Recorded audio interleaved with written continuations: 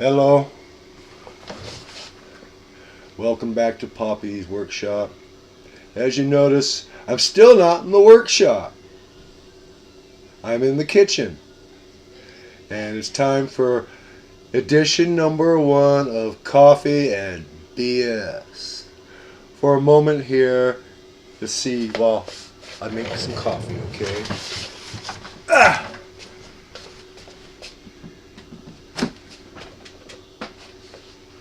I use, as you saw here in the background, it's an espresso maker.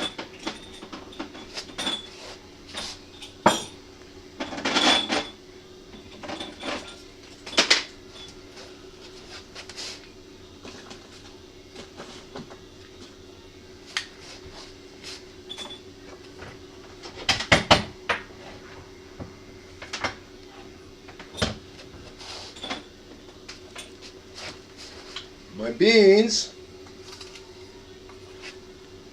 I prefer Boondock Bay French roast whole bean.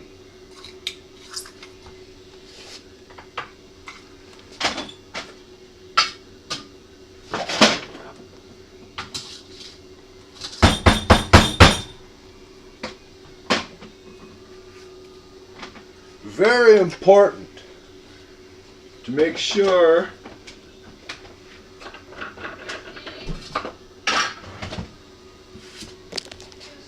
that your grounds are firmly tamped.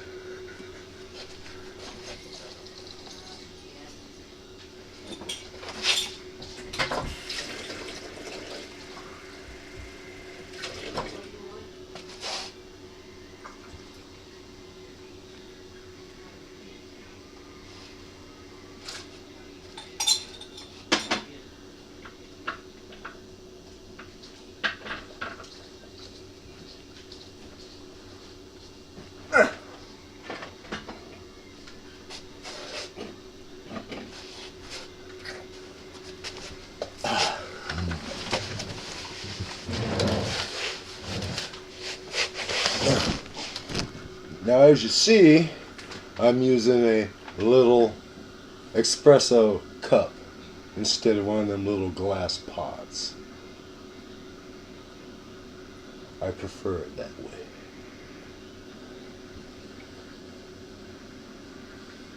Why that glass pot that can be broken when I've got this nice ceramic exact measure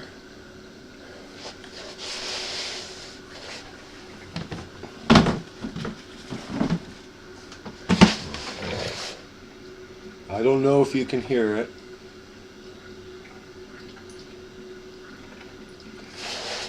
What I like to do is preheat my water with the steam your milk setting, right? When it starts shooting out the steamer nozzle.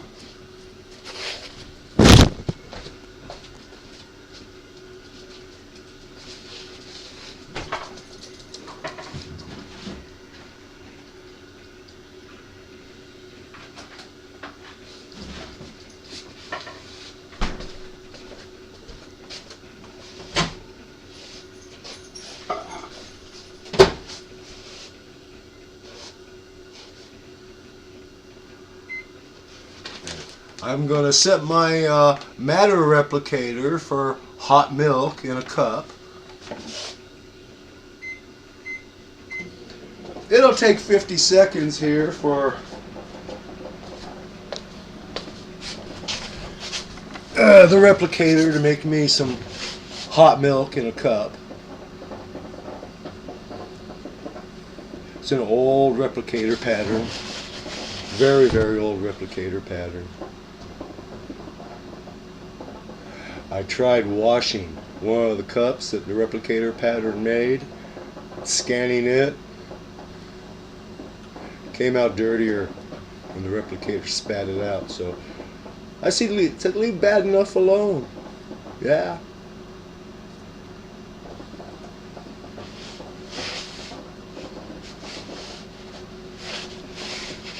and our collision of caffeine and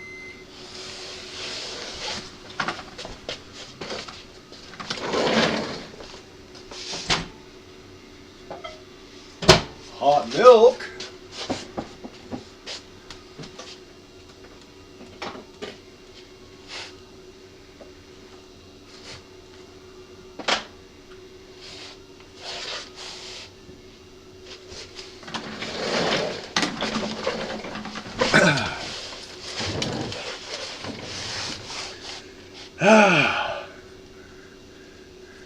It's ready. The caffeinogram and the leche mobile have collided.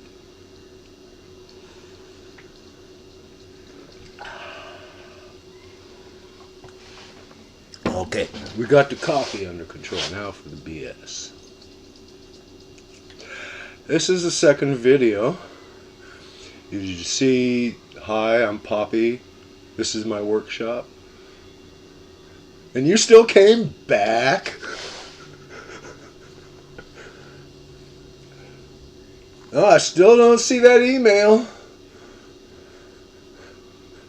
I gotta take off my pants, make someone laugh. Ding, ding, ding, ding, ding, ding, ding. Oh, no. Sorry, I don't take Bitcoin. And all requests must involve metal.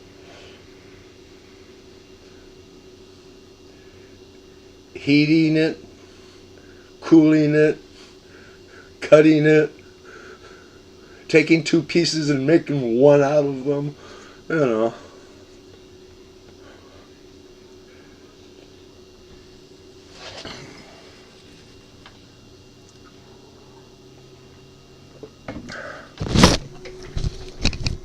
I started watching the YouTube machining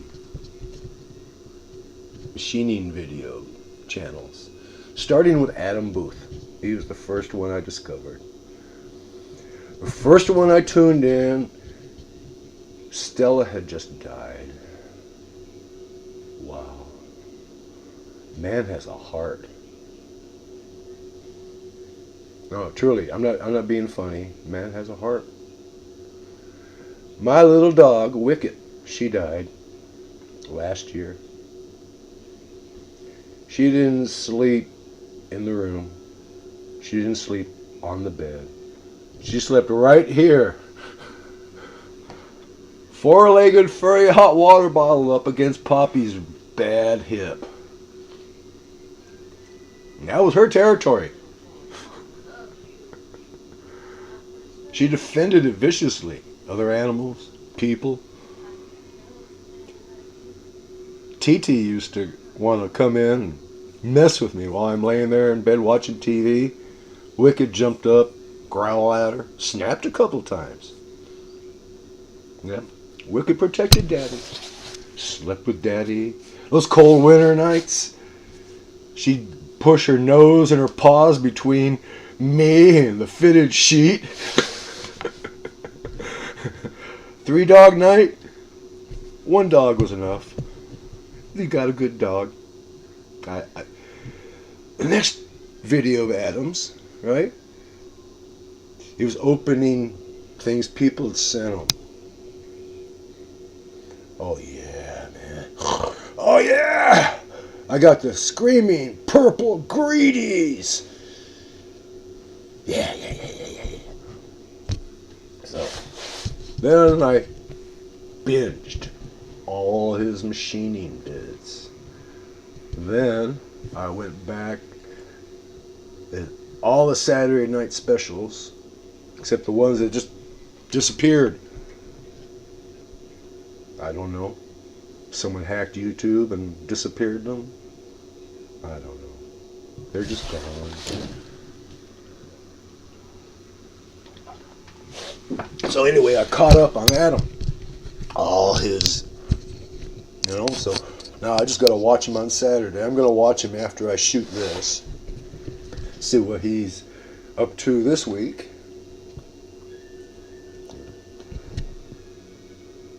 I watch Keith Fenner, Keith Rucker, Stan Z over at Bar Z Industrial.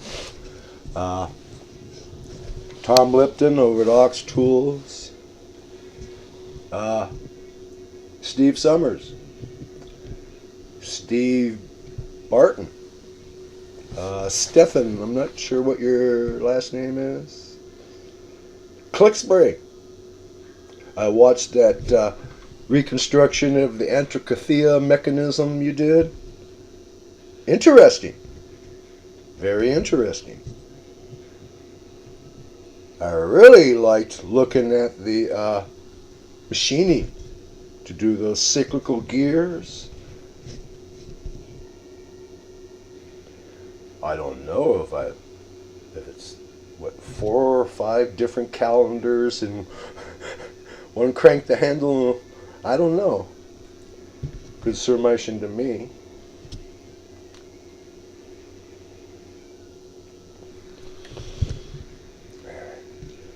Anyway, I was watching these guys, the other guys.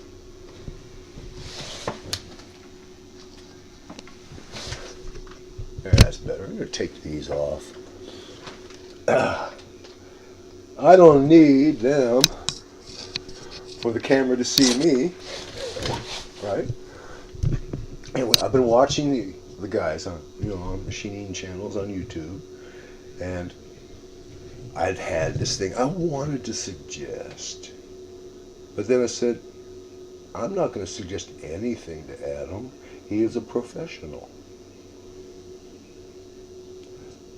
He's on top of his game. He knows what he's doing.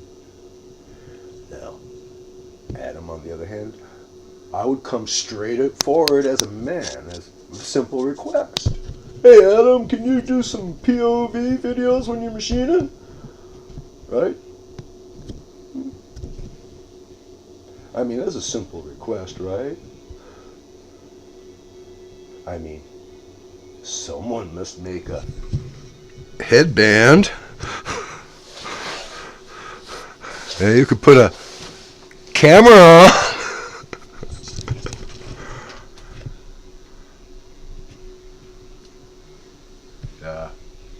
The light's not too good, but this is your basic welder's helmet or face shield adjustable headband and a Logitech webcam. I shot 2 or 3 videos in the abysmal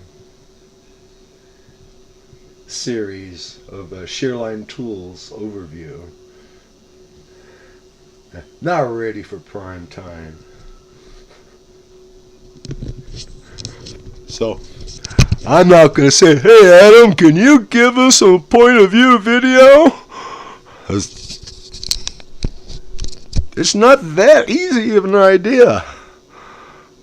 Although, a small enough camera with the little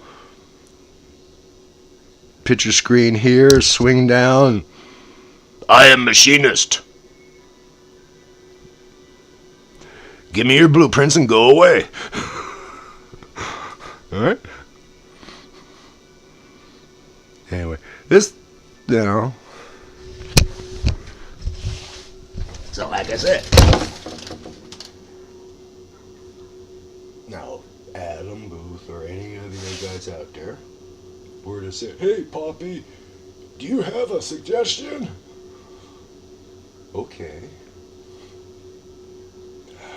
I'll give you the honest one.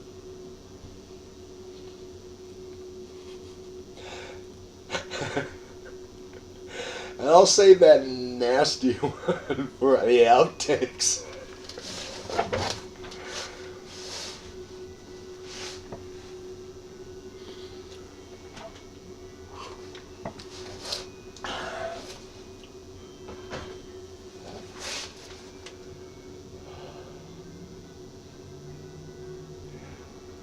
A little bit about the scale of the machining I do. Maybe you'd be doing if you do this kind of work. I expect with my shear line machine, lathe, milling, cylindrical grinding. What? What was that he said? Yeah, I made a cylindrical grinding attachment for my shear line lathe. It's an adaptation of the idea of the do-more tool post grinder. Different hardware. Stuff I had in the shop. It works. As soon as I get a compound slide for my lathe, I'll be able to get better than thousandth of an inch repeatability. Well, that's when I'm going to be using that 82.5 degree sneak up, by tenths of a thousandth.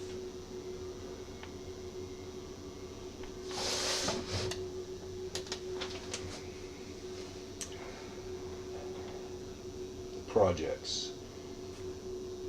Tool steel deck for the shear line milling machine bed table. Keep it from getting all screwed up.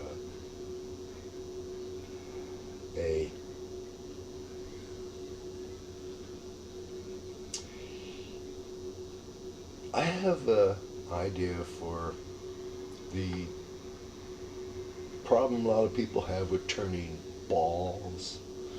Hemispherical depressions. There's that thing, you mount in your tool post and you turn the little lever and, enough fiddling, maybe you can get a ball or a hemispherical depression. I saw one guy took looked like a Criterion boring head, and he mounted it horizontal on the tool post, and he's turning it with a lever, using the boring head to adjust. Seemed to work. Another guy took the compound completely off, mounted his on the cross slide, boring head, boring bar, lever. What I'm going to do, sometime around June, I'm planning on getting a 2-inch boring head.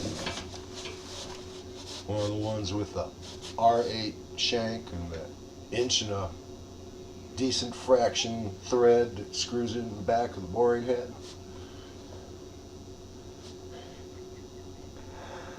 All but about a half an inch of the straight right after the taper is chopped off, and it goes in my 3-jaw chuck. And I drill the 3/4 16 tap drill size. So it's past that big thread and into that taper enough so that it's into the taper, but not going all the way through.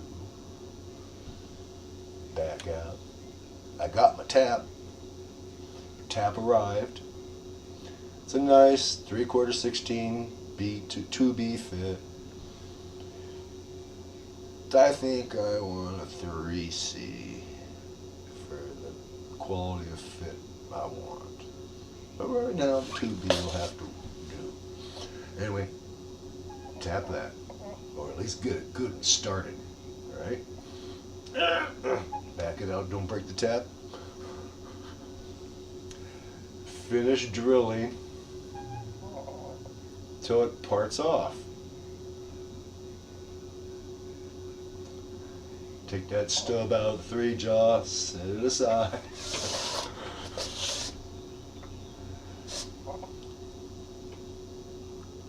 Now, I could put that stub on my faceplate, my drive plate. Now, face the little bit of taper off, then finish tapping it. Alright. Take my shear line rotary table, put that little adapter for the chucks in,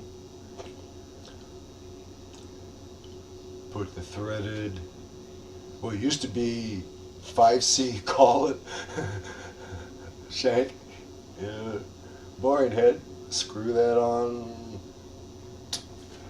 to the rotary table. Out there, rotary table on a full-size lathe. A 12-inch lathe, yeah, excellent, perfect. Now what do you got? You got a boring head of a Centurion type, right? I personally am looking at a Bodie, $56 from eBay. Since I'm going to butcher it, why do it to a Centurion when I can do it to a Bodie? Anyway, screw that onto the rotary table. So now, instead of a lever, I've got a crank, a nice little worm, moving a worm wheel, rotating the boring head adjusting.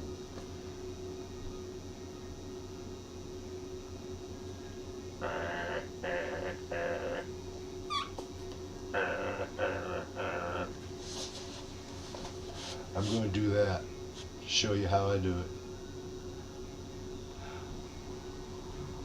Just for the fun of it. I want a good boring head for my shear line. The one that I bought from shear line, not a good boring head. I'll probably use it if I want to make something with a Morse 1 shank. But I'm getting away from the Morse taper, except for the spindle center. I want to keep that taper nice and clean.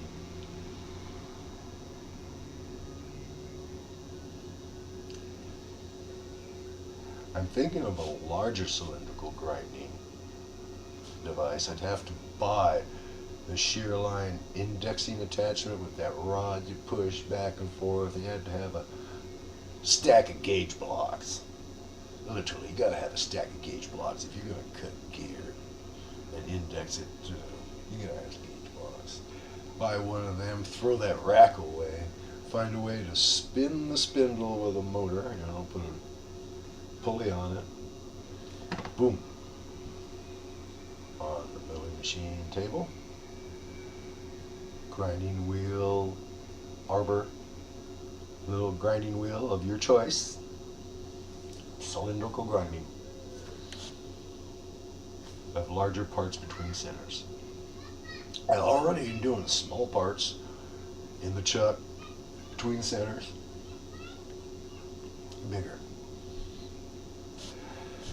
And I'm thinking about how to come up with the orbiting spindle so that I can take my 8-axis milling machine upgrade, make a small jig grinder. Two ways I'm thinking about it. Boring head, bearings, the rod, and the pivoting holder, so the spindle off the lathe or orbits around your adjustment. Or the other one, I'd have to make an entire head to put on to the milling machine, clamp it in place, have big enough quality bearings so that whichever spindle I choose, maybe be a Fordham geared speed increasing handpiece, maybe be their fat collet, or maybe it be that little air turbine I see at Rio Grande, Albuquerque. That'll fit a whole lot of flex shaft handpieces, really good ones.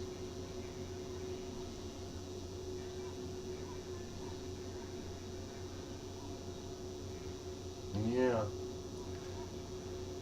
I figure I need an inch from center line of the spindle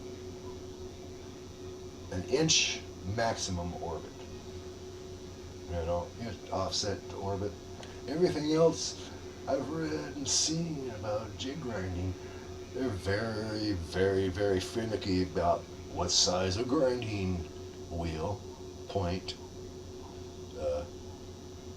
Titan Tool Company in the 70s used to sell bars on grinding pins, you know, various sizes from like 10 thousandths up to, you know, a couple of inches. I think they were specifically pointed at the jig grinders. Because from what I read, with the exception of one ad I saw for a company, you know, had a real long offset, you know, on that, you know, an inch is enough. Just use the right size wheel. Yeah. Anyway, the casing size of the handpiece, the mechanism to fit inside those bearings and move it at inch. So 2 inches in diameter, more than 2 inches in diameter, and the idea of those bearings, yeah. But the internal containment of the adjustment of the orbit for the spindle be superior. Rigidity, accuracy. The quick and dirty is, you know, really good bearings to go in the boring head and the little rod, like on a tapping attachment or a biaxial indicator. Yeah, those may be history pretty soon. I've got something in the works, and all you guys are gonna want it. Yeah. Oh, it involves lasers.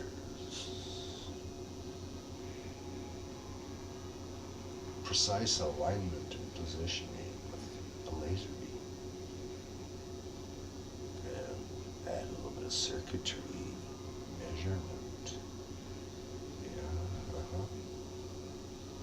Well, I'm working on that. I got a prototype for that. Now, that's coming up in my next video.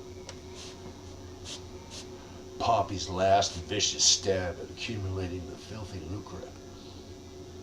That ain't no comedy. As serious as a heart attack, and I know about them. 2005, I had a massive MI.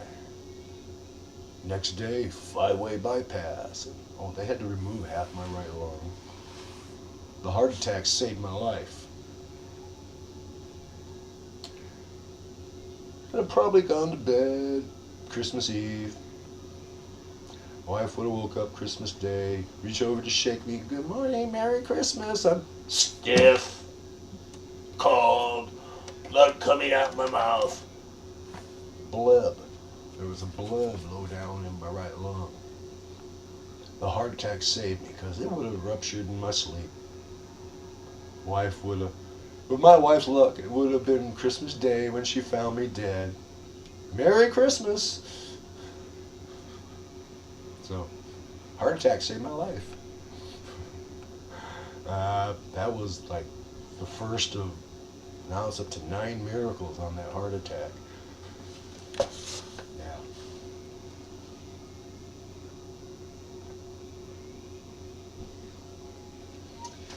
Something for you people out there who aren't machinists. Say you're Joe Suit and Tie. You got this thing. You think that machine shop, that Tool and Die Works down the street can fix it. Maybe. Don't walk in. Can you fix this? No, don't do that. Walk in. Hello. I have a job here if you take it on. guy, look around you. Look at that more than $1 million worth of tool steel. That guy knows more about that job you just brought in than you do.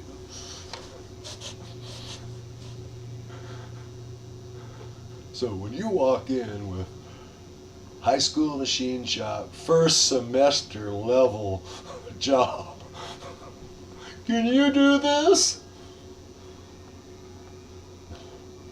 Will you? Please.